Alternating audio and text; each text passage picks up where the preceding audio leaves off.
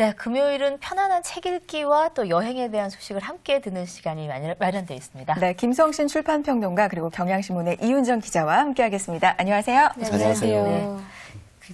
저희 김선희 선생님하고 저하고는 네. 학력고사 세대고 네. 이 두 분은 수능 세대죠. 수능, 예. 그렇죠. 안 변하게 딱 하나 있더라고요. 전체적인 뭐요? 풍경 중에 늦게 지각해갖고 오토바이 매달려가는 사람들은 경찰차. 예전하고 달리 왜 교문 앞에서 커피 따뜻한 거 따라주고 이제 춥지도 않으니까 그런 것도 네. 없어지고 약간 좀 예전에 좀 나은 것 같지 않아요?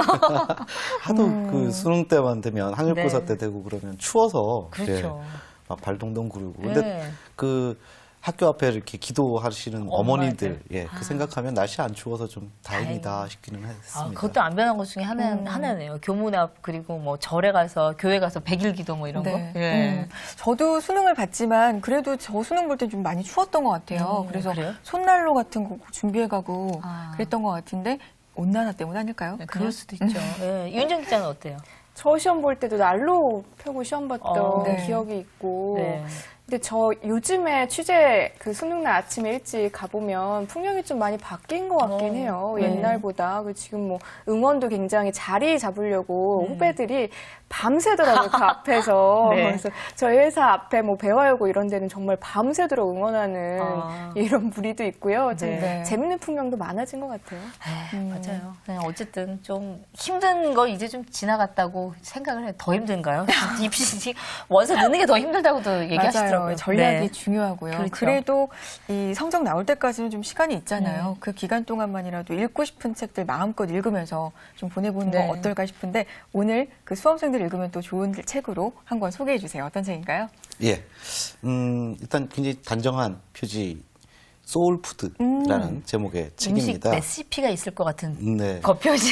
그런데 이 삶의 허기를 채우는 영혼의 레시피라는 부제가 이 책의 성격을 설명을 해주고 있습니다. 네. 이 음식이라는 것은 우리가 며칠 동안이라도 안 먹으면 바로 이 세상 하직해야 되지 않습니까? 그렇죠. 가장 네. 중요한 이 생존의 도구가 또 이 음식인데요.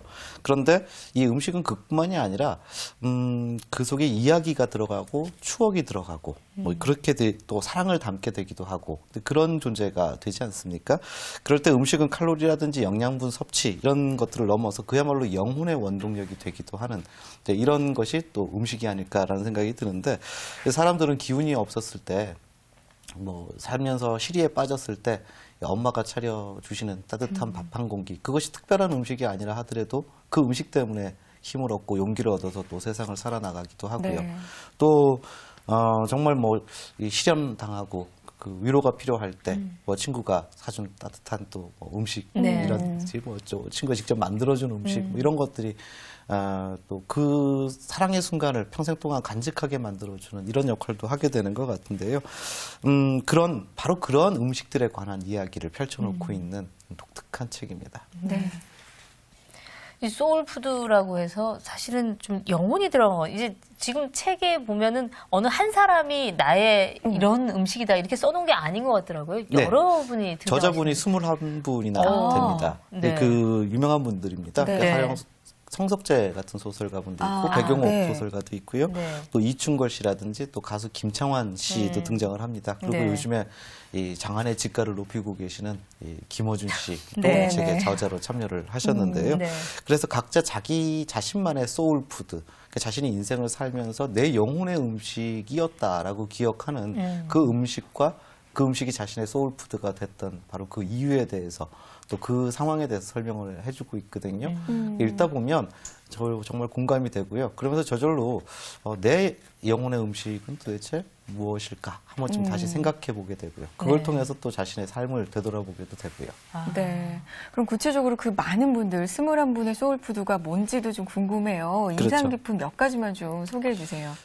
소설가를 꿈꾸면서 네. 이제 배경옥 씨 같은 경우는 고십촌 그 쪽방이라고도 하죠. 이제 네네. 그런 곳에 들어가서 그야말로 그 청춘을 불태우던 뭐 이런 이야기도 기억에 남습니다. 이 배경옥 씨는 책에서 이렇게 쓰고 있었습니다. 제가 잠깐 읽어드릴게요. 네. 허기란 그저 물리적인 배고픔을 뜻하는 것은 아닐 것이다. 그것은 사랑에 배고프고 우정에 배고프고 시간에 배고프고 진짜 배가 고픈 것이므로 우리 삶에 대한 가장 거대한 은유다. 내 인생에 소울푸드가 있다면 아마도 두 손으로 꽁꽁 만들어 놓은 이 주먹밥일 것이다. 어. 꿈을 이루지 못해 힘들어하던 때, 더 좋은 꿈을 꾸기 위해 달려가던 때 그저 조용히 서서 창밖을 바라보며 먹던 따뜻한 밥. 주먹밥을 자신의 소울푸드로 이야기를 하고 있었습니다. 아, 근사한 레스토랑 요리가 네. 거의 등장하지 않는 분위기네요. 그것만 봐도.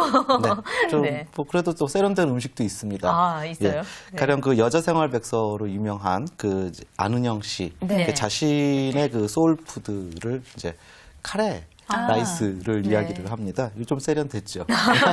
음식이 나왔네요. 근데 이제 어떤 얘기를 하나 하면 어떤 재료와 섞어도 기묘하게 어우러지는 것이 바로 카레 맛이다. 네. 그런데 그래서 이 카레는 사랑과 같다라고 얘기를 합니다.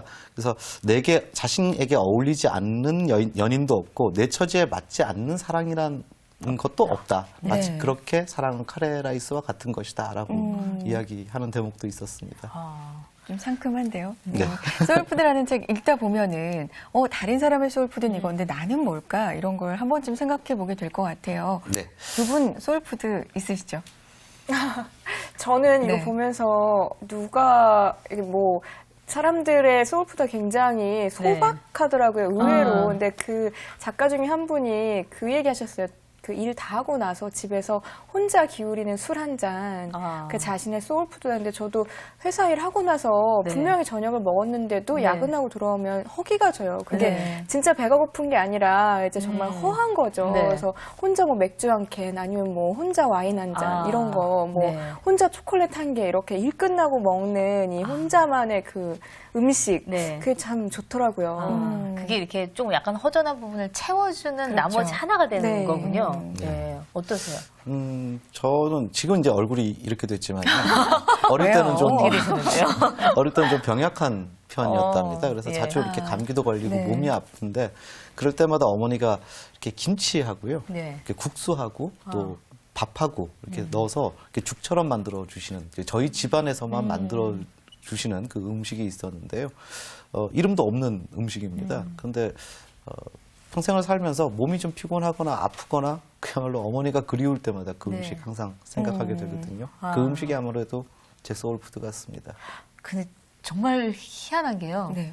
아까 이제 들어오기 전에 저한테 물어보셨는데 사실 그다지 저는 기억나는 게 없었습니다. 이렇게 말씀을 드렸잖아요. 저는 지금까지도 그렇게 뭐가 굉장히 맛있다 이런 게 별로 없는 사람이거든요. 근데 사실 이제 이렇게 질문이 넘어가고 난 다음에 나는 뭐지라고 잠깐 동안에 그렇죠. 생각을 네. 했는데 그때 지금 김선 선생님 말씀하셨던 음식이 저도 생각이 났어요. 왜냐면 저희 어머니도 콩나물하고 그다음에 가래떡은 아니고 떡국떡 있잖아요. 그거를 네. 넣어서 밥하고 같이 넣어서 끓여주신 적이 있었는데 그 콩나물국밥은 아닌데도 네.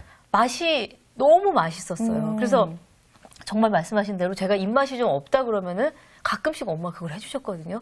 근데 요즘에 하면 그런 맛이 잘 안 나오는데 저도 그 생각이 딱 들었는데 너무 지금 우연치 깜짝 않게 놀라셨구나. 네, 깜짝 놀라게 네, 비슷해서. 네. 엄마하고 좀 많이 연관이 연관이 될 될 수도 있는 것 같아요. 그렇죠? 아무래도 그렇죠. 네. 부분이 좀 있을 것 같아요. 우리에게 몸과 영혼을 주신 분이 아무래도 엄마이기 때문에. 소울푸드까지도 만들어 주셨겠죠. 네. 서대 씨는 생각나는 거 없어요? 저도 잠깐 생각해봤는데 그렇게 막 눈물이 날 만큼 특별한 음식은 사실 없어요. 그렇지만 그냥 소박하게나마 치즈라면 우울할 때 아. 라면이 생각이 나는데 거의 저의 우울함의 정도에 따라 치즈가 한 장이냐 두 두 장이냐. 장이냐 이렇게 달라지는 것 같아요. 더더욱 느끼하게 먹 네. 아. 이런 것도 소울푸드라고 할 수 있죠. 그렇죠. 저를 네. 위로해주는. 네. 그래서 그런 뭐 아련한 어머니에 대한 추억 이런 것들도 있고요. 최근에 근데 특히 또 기억에 남는 것이 그 가수 김창완 씨께서 네. 아버님께서 아주 오랜 세월 동안 병석에서 아프셨답니다. 무려 27년을 병석에 병원에 네. 계셨다고 하는데 네. 그래서 이 수제비에 들어가 있는 들깨 냄새를 맡으면 자신은 그것이 일종의 소울푸드 같이 느껴진다라고 책에서 이야기를 합니다. 네. 그런데 너무 오래 아프셨고 기억력도 떨어지셨고 27년을 병석에 계셨는데 아버님 본인은 난 한 3년 누워 있었다 이렇게 생각을 하고 그렇게 여기셨답니다. 네. 근데 주말마다 이제 식구들이 들깨죽하고 그 완자하고 고기 볶아서 이제 침상에 가지고 갔더니 그것을 이제 아버지께서 보시면서 눈물을 뚝뚝 흘리는 그 장면을 본인이 이제 이렇게 눈물을 흘리는 장면을 봤는데 가족들은 병세가 이제 좀 완화되신 거 아닌가 네. 굉장히 그 지켜서 네네. 보고 있는데 근데 아버지께서는 결국 식사하기를 뿌리치면서 그 음식을 보고 눈물만 뚝뚝 흘리셨다 뭐 이런 그 한 장면을 가슴 아프게 전해주고 있기도 했습니다. 네. 음. 향기가 추억을 생각하는 걸로 친다 그러면 음식을 네. 하면서 나는 그 냄새도 역시 그 전체적인 분위기가 기억에 나오면서 그게 그 음식으로서 각인되는 경우가 있지 않을까 싶은 생각이 그렇죠. 들어요. 네. 이 현대인들의 삶을 이렇게 보면 육체보다도 영혼이 더 고된 삶을 살고 있는 것이 그런 아닌가라는 것 생각이 같아요. 들어요. 네. 그래서 저는 네. 이 책이 참 시의적절하게 나왔다라는 생각이 드는 것이 그렇게 육체가 허기진 사람들, 육체가 고단한 사람, 육체보다는 그 영혼이 고단한 분들 네. 네. 이런 분들에게 정말 음식을 왜 먹으면 금방 힘이 나잖아요. 뭐 한두 끼 굶고 나면 금방 기운 빠지기도 그렇죠. 하는데 마치 그런 것처럼 이 책을 읽다 보면 영혼의 음식을 한 그릇 이렇게 설렁탕 같은 것을 먹은 것 같은 느낌이 들거든요. 금방 힘이 생깁니다. 이 밥은 단순히 그냥 밥인데도 둘이 같이 먹으면 좀 친해지는 느낌도 있고요. 그렇죠. 밥 한 번 먹자. 맞아요. 혼자 먹으면 좀 왠지 밥 그냥 먹으면 되는데도 외로운 느낌도 그렇죠. 있고요. 뭔가 단순히 먹는 게 아니라 영혼하고 정말 연결이 돼 있는 듯한 느낌이 음식은 있어요. 정말 그런 것 같아요. 네. 이탈리아 사람들도 그렇다고 하는데 한국인들도 그렇거든요. 모르는 사람도 만나서 네. 음식 이야기하면 바로 친해집니다. 그렇죠. 그리고 네.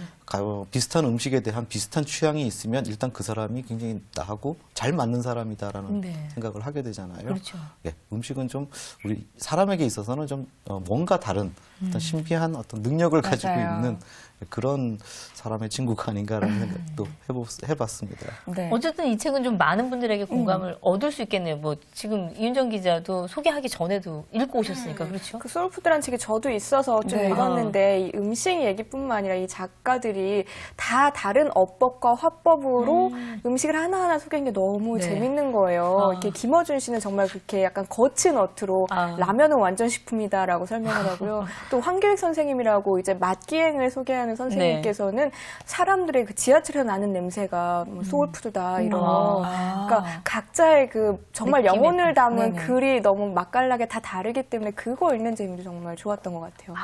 제가 오늘 이 책 소개한다고 네. 그랬더니 네. 이윤정 기자께서 가방에서 저 이 책 지금 읽고 있어요. 책을 꺼내시더라고요. 네. 그래서 너무 반갑고요.